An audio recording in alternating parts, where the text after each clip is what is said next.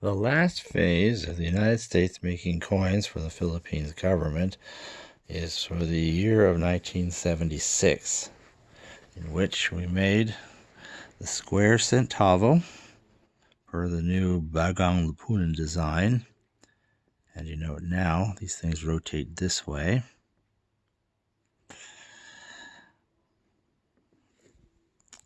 And there was a 5 cent.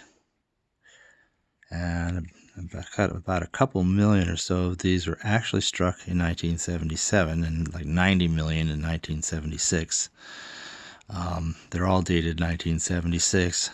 So these, along with brass coins minted for Peru, represent the last coins struck for those two countries, both struck in 77 but dated 76, and interestingly enough, both made of brass.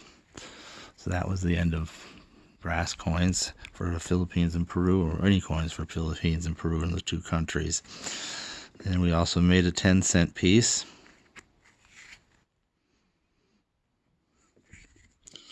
And a 25-cent piece.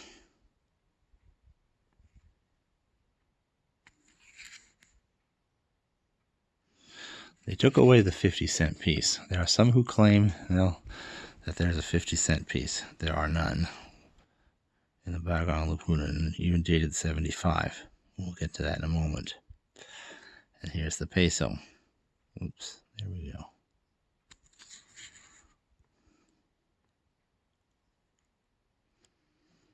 So,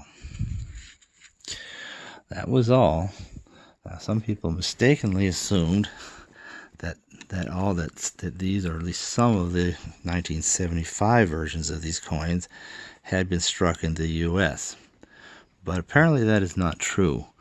Although the U.S. Mint did make a lot of Philippine coins in 1975, they appear to have all been dated 1974, including the 50 centavos that some have attributed mistakenly to 1975.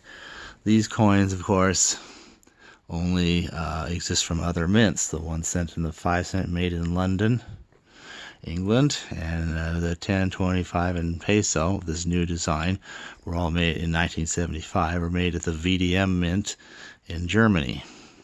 So it's only 1976 that the U.S. Mint kicked in and made these denominations. And then after that, 1977, the Philippines Mint came online and they started making their own coins. And so there's no more mint marks. Well, there's never any mint marks on these anyway, with one oddball exception that doesn't really count very much as part of this series. And that had to do with trying to come up with the proof sets. Now, in the previous installment, you would have seen the 1974 proof set for the Philippines. There was only that 1 year, because the next year they gave the job of making the proof sets over to a private mint that I have heretofore not mentioned, namely the Franklin Mint. So suddenly it's like they're making all these special sets.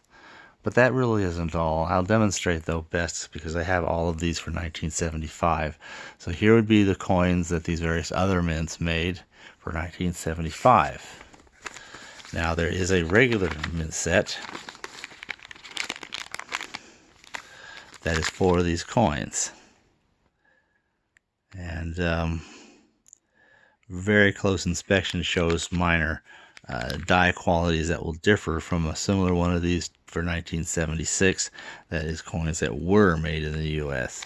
But clearly these are not, and that's just how it is. Now that would be a real mint set.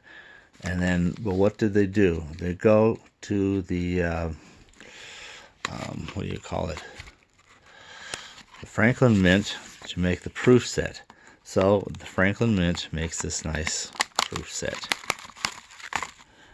Okay, right? That at least is struck in the United States, though obviously not by the American Mint. And of course they are careful to turn things around this way. In fact, almost everything the Franklin Mint has ever done turns around this way. And of course, to include their fantasy denominations, the 5 peso, which has a borderline existence or something real, the 25 and the 50 peso, which really are pure fantasy. So that could have been the proof set, and everyone seemed to be happy with that. The U.S. Mint made the 74, the Franklin Mint takes over for the 75, and so it all continues, right?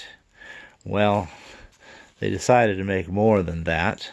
That's when you get the Franklin Mint involved. They would also make what they call the special uncirculated set, which, as you can see, are the same coins, but they're not frosted. Okay, they're all shiny, and that's front and back. And if you look carefully, you can also see the little F mint mark on each one to the right of the date, or let's see, where is it? Yeah, it's to the right of the date on that one. It's just turned upside down, or under the part of the 75 of the date there, or to the right of the shield there, and there, and there, oops, and there. So these are the Franklin Mint. So this is like their own special uncirculated set, except there already was one by the government. And oh, by the way, we didn't look too closely at here, but you can see the F in all of these coins here to the right of the date or the shield. Okay, so forgot to showcase that. Now, as if that wasn't enough, they even had a different mint set featuring another style, you see, which they call the matte finish. So here, these coins, they look like ordinary circulation coins, and this is a little folder meant to introduce the new coins of the Philippines to somebody who'd like to know about them. And here's this nice little folder, and they put these coins in here, and it's only when you look at the backs that you realize that despite this finish, there's a little F. The F is there, and there, and there, and there. Only the 5-piece, though, is not a Franklin Mint. There is a Franklin Mint matte finish, but it's rather rare, and they don't seem to have included it anywhere, so it's kind of hard to find. So here, it's like you got not just one, not just two, but 3 different mint sets alone for each year. And obviously, that's just excessive. You'd have the official one with just the regular coins.